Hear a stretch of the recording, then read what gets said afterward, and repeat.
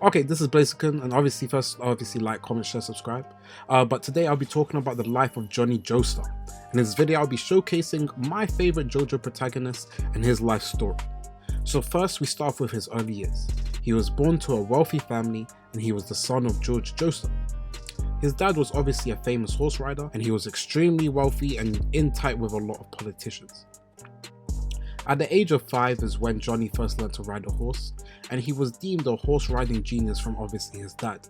This inflated his ego and he believed as well that he was a horse riding genius. However, we go to his first major conflict in his childhood, and this begins with obviously his pet mouse Danny. He would secretly feed Danny during dinners, and his dad was angry about this, so he told Joni to drown the mouse. He obviously did not do this, and his brother suggested to let the mouse go into the woods, and this same mouse would end up causing the downfall of his older brother Nicholas Joestar. Unfortunately, Nicholas Joestar had a jockey accident, and when we see the horse under, we realize you see the similar white mouse, and Joni Jōsutā begins to blame himself for obviously the death of his brother. We then fast forward a little while and we see that Joni has become a racing prodigy. He has wealth and riches, however his father does not necessarily acknowledge him, and that's because he never managed to beat one of the top jockeys, Diego Brando, who he also believed was as good as his brother. He then led to obviously a very sad moment where his dad uttered, "God has taken the wrong son," before kicking out obviously Joni Jōsutā, and at the age of 16 Joni Jōsutā ended up winning the Kentucky Derby. But we get to his second tragic moment in his obviously early years, and this is where Joni Jōsutā becomes crippled. He was in line to go to a club and a youth shot Joni Jōsutā in the spine. This ended up paralyzing him and he ended up getting sent to hospital where he was physically abused and left astray by all the other people around him. This led to him becoming the Joestar we see the pre-race, and that will move on nicely to Joni Jōsutā in obviously before the Steel Ball Run race. We get to pre-race. Joni's first appears among the crowd who witnesses the confrontation between Gyro Zeppeli and a pickpocket who had stolen from him. Afterward, when Joni follows and touches the steel ball Gyro had used, which was still spinning, his legs moved enough to allow him to stand. Joni chases after Gyro, who compliments his upper body strength but denies that the steel ball can enable him to walk again. However, Joni is not deterred. He decides to chase down Gyro by entering the race to learn more about the steel balls and starts by trying to ride a horse. Joni's initial attempts are unsuccessful, the experienced horse dragging him by the saddle in the dirt, causing his legs to be pierced by a piece of wood, and even trampling him through an entire day's attempt at trying to tame it. Joni also makes sure not to be interrupted in his attempts to tame him, threatening the men who introduced him to the horse that he would set himself on fire and commit suicide if he was forced out of the pen. This was to further show his determination, and it was obviously shown with Joni entering the race. A slow dancer dragging him along the stirrup, which is his horse. However, it becomes evident that Joni has tamed the horse, as it is seen as licking his cheek and obeying Joni's commands to lick him again. Joni, after taking Gyro's hint to use the spin, rolls back over slow dancer's neck and onto the saddle, right as the steel ball run starts, and that moves on nicely to the first stage. During the first stage, Joni steadily follows Gyro, determined to impress him during this stage. When Gyro decides to cross a dense forest to take a shortcut, he decides to dash into, clashing with Pocolo briefly. While Joni has superior skill, Pocolo's luck sends him into second position. Until the 1,000 meters, Joni remains unchallenged until Diego Brando comes from behind him. Nevertheless, Joni finishes at 5th place. Still determined to follow the Napoleon rider, Joni impresses Gyro for him to give him a second lesson in the spin, telling him the secret resides in the rotation, and Gyro gives Joni a lesson by using a rock to rotate and forms a partnership with Joni Jōstar. At the start of the second stage, Joni counsels Gyro to follow the advised route linking all the possible wells during the crossing of the desert. However, when Gyro decides to cut through 150 kilometers of desert, Joni has no choice but to follow him. Joni and Gyro are attacked by one fellow competitor, Mrs. Robinson, who manages to blind and unhorse Joni, but Gyro manages to save him and defeats Mrs. Robinson.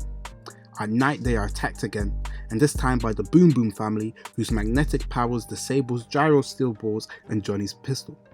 The duo opt to flee, but Benjamin Boom Boom the patriarch lures bounty hunter Mountain Tim toward, thinking Johnny has been assassinating his competitors.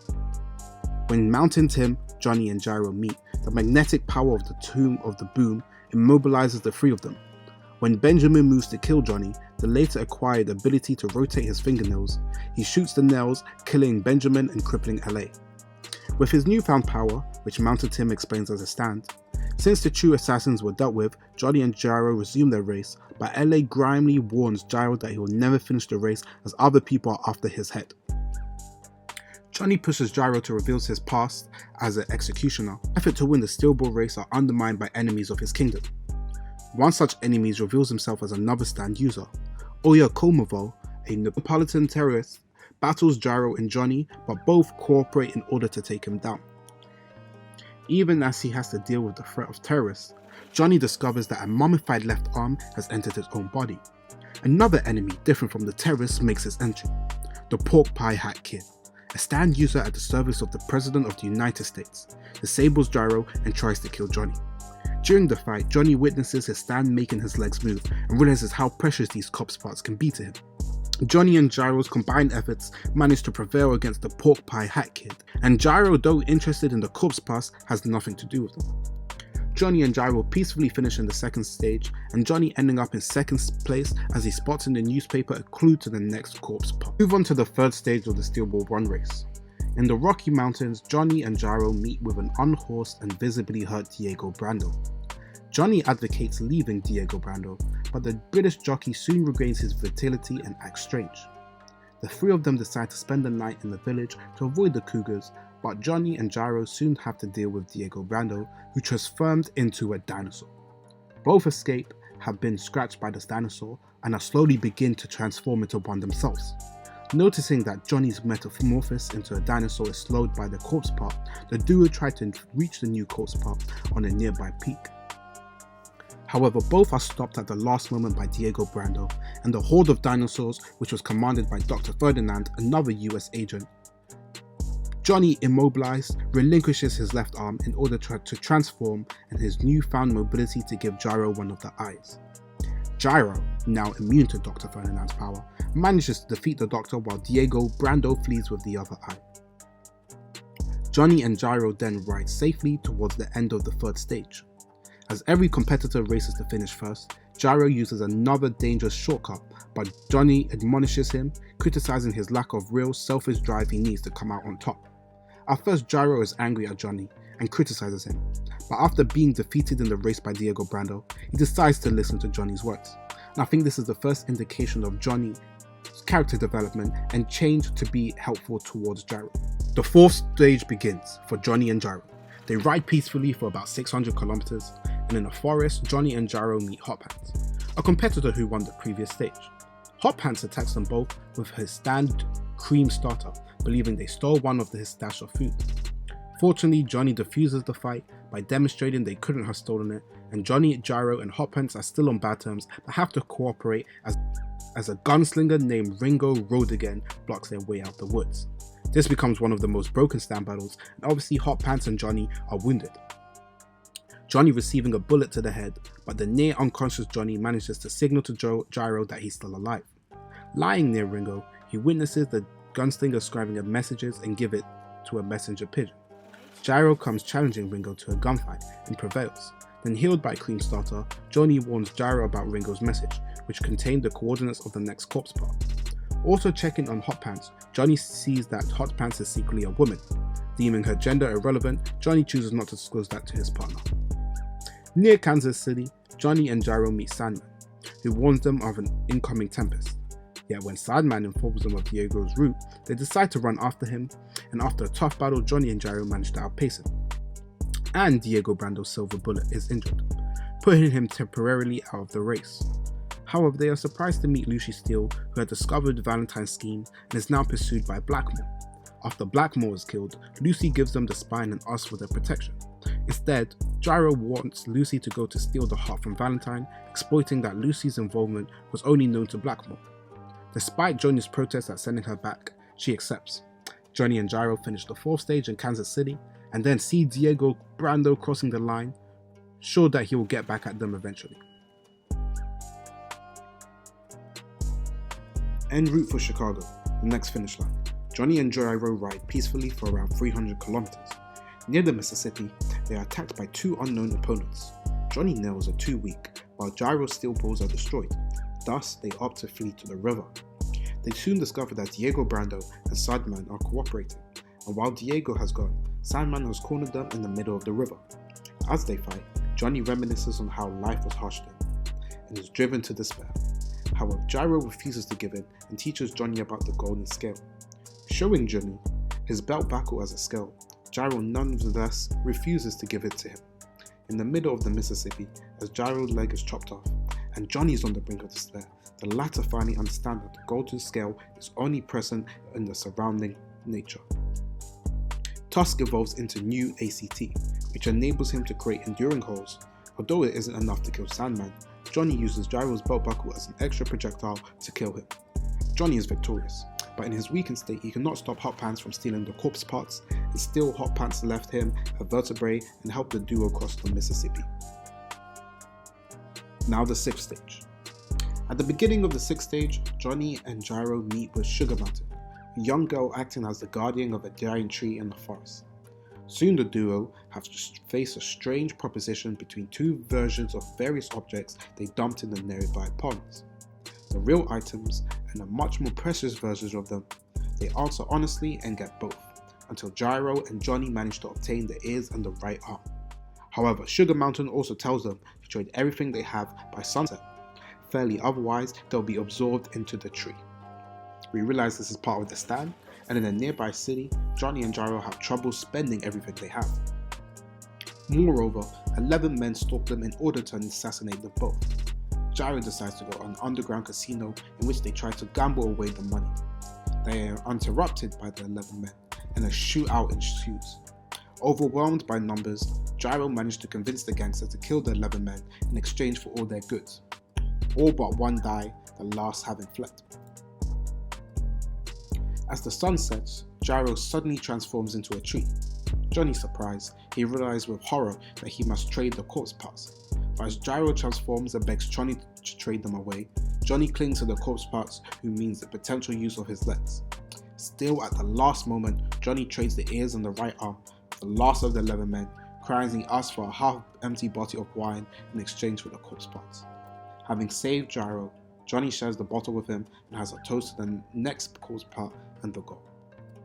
When Joni and Gyro attempt to cross the Michigan Lake via frozen strait, they notice a wolf following them, but also 2 other agents of the government, Weak People and Magnet People's expertise in the spin proves problematic. But Joni and Gyro manage to prevail, and when Gyro reveals that his family is taking care of Weak People's blind sister, the later allies with them and accept to look for Lucy Steele. Moreover, Joni obtains the legs from the wolf. With back-to-back W's, Joni and Gyro finish the stage at the 2nd and 1st place respectively. 7th stage. Joni and Gyro ride undisturbed for 12 days, until they are 145 kilometers for Philadelphia. Joni and Gyro spot Hot Pants, then follow her in order to get the corpse back she stole back. When she enters a garbage dump, Joni and Gyro separate themselves to surround her, but Hot Pants manages to warn Joni about the new enemy's power who lured Joni and Gyro into his stand. Civil War summoning copies of whatever and whoever the victims left behind, but weak to water, Joni manages to escape it and goes back into the dump to save Gyro. Seeing visions of Jesus, Joni's stand evolves further into Act 3, and through Axel RO takes all the corpse parts, Joni manages to return his power against them. However, Funny Valentine, who had been observing the fight, intervenes at the last moment and successfully steals all the corpse parts. Defeated and dejected, both Joni and Gyro finish in the 6th stage at the 6th and 7th place. The 8th stage. In Philadelphia, Joni and Gyro have no corpse parts anymore and decide to steal the right eye from Diego Brando, following him up to park. However, Valentine manages to shoot Joni, forcing him to escape into the sewers where his stand, Dirty Deeds Done Dirt Cheap, causes confusion among Gyro, Diego and Weak People. Valentine manages to escape with Diego's eye, but Joni does not know Valentine's power. Despite Gyro's reluctance at continuing a seemingly lost fight, Joni briefly stands up, showing that he's this close to regaining the use of his legs. Thus, Gyro accepts to follow Joni, mentioning another level of spin which could defeat Valentine. Joni and Gyro follow Diego and Hot Pants, who have allied themselves, observe the two racers battle Valentine on board a train from afar. When Diego dies, they decide to intervene and stop the train from the locomotive. However, they also notice that the landscape is converging around toward the train. A brief shootout ensues between Valentine and Joni, but Valentine discovers the blessing of the corpse, a pocket dimension of which harm itself bounces away. Valentine almost kills Joni, but Gyro throws a steel ball at the wall, making the president retreat momentarily while Joni and Gyro manage to stop the train and take a respite. Gyro's ball has managed to momentarily cross the wall. The golden spin, a level of spin reached only when a horse rider manages to ride within the golden scale, seems to be able to cross over dimensions. The duo now charge at the president with the intent of using the golden spin, and Valentine dashes between them, forcing Joni to separate from Gyro. Although he momentarily manages to reach the golden scale, Joni hits a tree branch, giving Valentine the occasion of cutting off his hand. However, a combination of Gyro, one of his steel balls, and Steven's steel entrusting Lucy with the Napoleon distracts Valentine away from. While Gyro and Valentine duel, Joni recomposes himself. As he tries to join the fight, Gyro shouts to Joni his last lesson: the shortest route was a detour. It was the detour that was our shortest path. Gyro then dies by the hands of funny Valentine. Heartbroken and enraged, Joni charges Valentine, but the president managed to slit Slow Dancer's throat and unhorse Joni. As Valentine approaches him to deal the last blow, Joni understands Gyro's message and uses the steel ball on Slow Dancer's hind leg, kicked into the air. Joni absorbs the golden scale into himself and unlocks Tusk Act 4 and shoots his last nail towards Valentine. Valentine is hit and disappears momentarily. Joni waits for the president's eventual return, growing back the nails of his only hand. When Valentine does come back, he tries to sway Joni into releasing him from the infinite rotation caused by Tusk, promising to bring back Gyro and leave them be.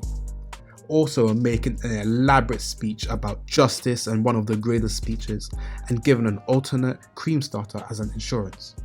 Almost convinced, Joni nevertheless tosses Valentine's old revolver, his double discarded earlier, exposing Valentine as a traitor. A small duel ensues, and during which Joni kills Valentine and sees Gyro's spirit, giving him a last goodbye. On stage, the fights against Diego Brando. After Joni finally kills funny Valentine, he's surprised to see the corpse shards have been gone missing again. He pursues the thief only to discover none other than Dio, or rather Diego from an alternate world. Joni is at first surprised by the appearance of Diego's new stand, The World, but still manages to discover the nature of his power after a few attacks.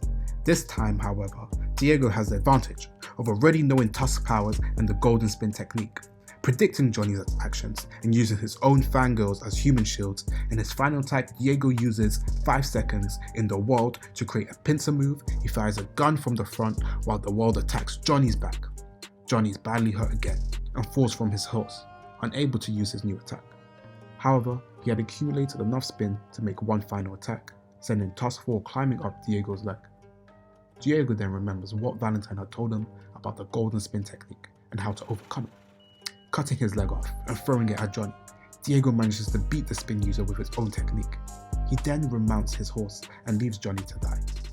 Having lost the race, the corpse now dying as a result of his own attack, Joni nearly sinks into despair. However, before his life can come to an end, Steven still appears. With Steven's help riding his horse to do the spin, Joni performed Tusk Act 4 infinite spin power on himself to reverse his effects.